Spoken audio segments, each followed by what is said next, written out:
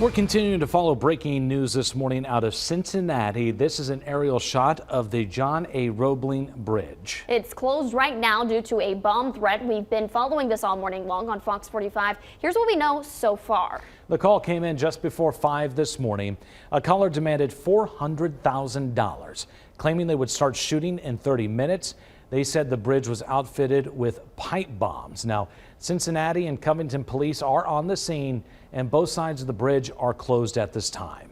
Now, here is video of the scene earlier this morning next to a shot on the ground from our sister station in Cincinnati. Authorities tell us police, fire, SWAT, and Homeland Security are also on scene. Still no word on if that threat is credible, but traffic is closed until further notice. Authorities are asking everyone to avoid the area until further notice. They don't believe anyone is on scene at this time. We will continue to bring you updates all morning long. To get breaking news push alerts sent directly to your phone, download the Dayton 24/7 Now app in Google Play and Apple app stores.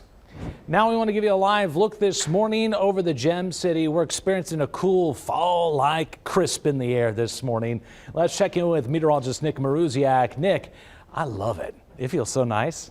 Yeah, I can't complain either. I mean, it's got that air that just feels great. Now, that being said, we did finally start to see the fog thicken up across the northern part of our area. It was a concern, but for most of the morning, it was fine. Now it's starting to get a little bit lower visibility. This is temperatures have actually warmed up a bit. That's kind of interesting. As for the bus stop this morning, with the exception of that area of fog, I don't really see it being anywhere near a problematic for most of us. Instead, it's going to be a sunny day. I think that mostly cloudy is due to the fog lifting across northern parts of our area, but temperatures will be in the 70s. And again, cooler air is going to arrive for the next few mornings. Now, as for today, just a reminder, follow us on social media, Your Day Dayton on Facebook, Instagram, and the X. Biggest issue this morning, it's not weather, it's actually traffic, and that's over by Dixie Highway.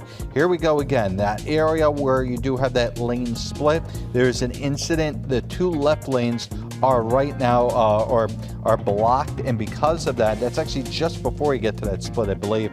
This is backing things up past Miamisburg Centerville, now past Lyons, and actually over in towards Austin Boulevard. So it gives you an idea. We're talking about 4 exits. If you can avoid that whole area, whether it's 675 or finding a backdoor way throughout the rural road, or not rural, excuse me, back roads, because unfortunately that is a major backlog of traffic. You're looking next to us at Sinclair Community College. Today, students from Dayton will participate in Mayor Mims' Teen Youth Summit. Melina Brown spoke with the mayor on the importance of the event. She joins us live now with details. Melina. Nathan, this is the second year of the Youth Summit. Students from different Dayton high schools are coming together, and they're going to be hearing from local leaders that will teach them how to use their own talent and skills to become future leaders. The summit is happening today from 9 a.m. to 1 p.m. at Sinclair Community College, with a special announcement happening at 11.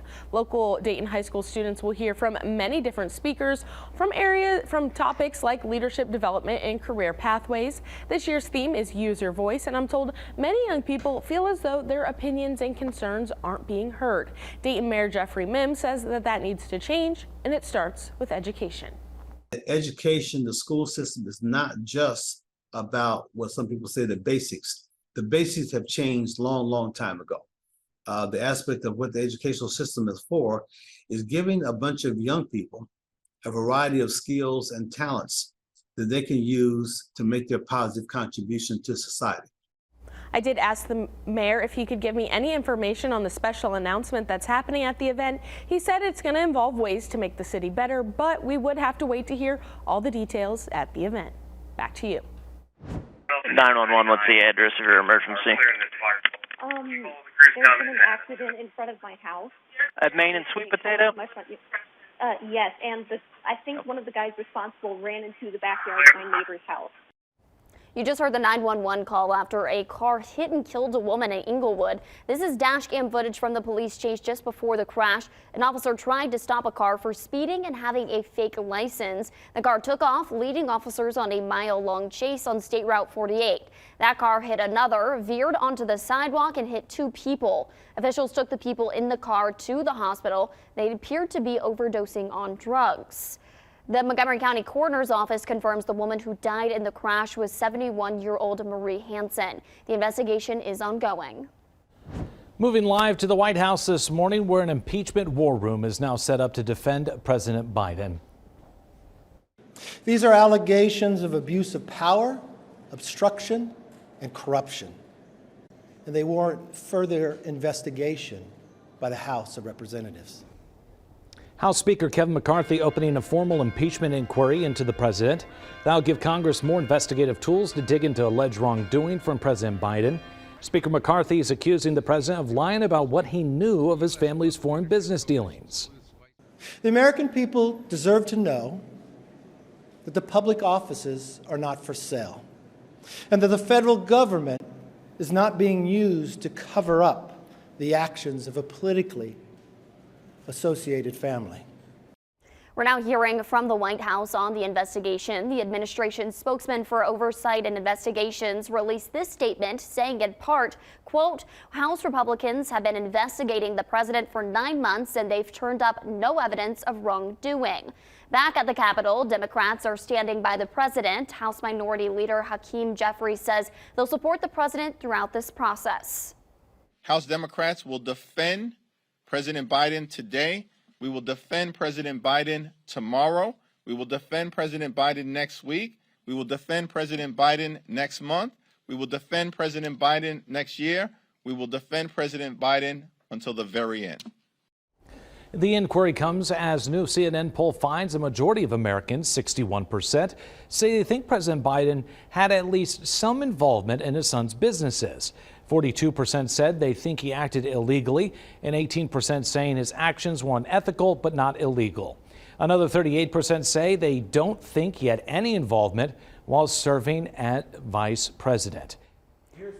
Here's what will happen next. 3 House committees will investigate the president for potential wrongdoing. Once they're done, the Judiciary Committee will hold hearings and draft articles of impeachment. The House needs just a simple majority to impeach the president. It will then head to the Senate for a trial. 2/3 of the Senate will have to convict the president to remove him from office, which is unlikely given the Democrats hold a majority there.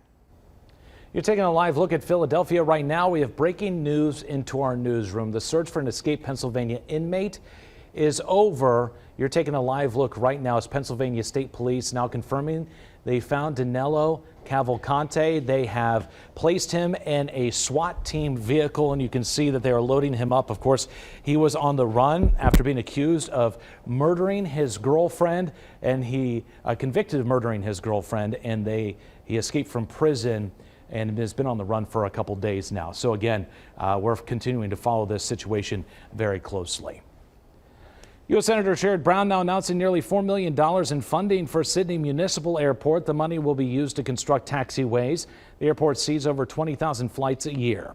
Senator Brown sent us a statement saying, quote, Ohio's airports are vital infrastructure supporting travel and commerce in our state. This investment will enhance safety and operations at the Sydney Municipal Airport, improve travel for Ohio families and businesses. Congressman Mike Turner announcing an update to the Library of Congress to give Ohio credit for establishing 4-H. The library initially said the 4-H Youth Agricultural Program was founded in Clark County, Iowa, instead of Clark County, Ohio. Congressman Turner brought the mistake to the librarian's attention, who told the library to fix the mistake.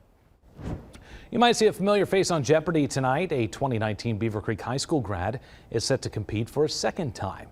Now, Hari Parameswaran will be playing in Jeopardy's Second Chance, which gives previous contestants another shot at becoming a champion. If he wins tonight, he'll face off against Monday and Tuesday's winner later this week. Best of luck to Hari. Our time right now is 8:39. Don't forget you can get your headlines scrolling at the bottom of your screen. And your weather on the side of your screen all morning long, even during commercials. You're watching Your Day.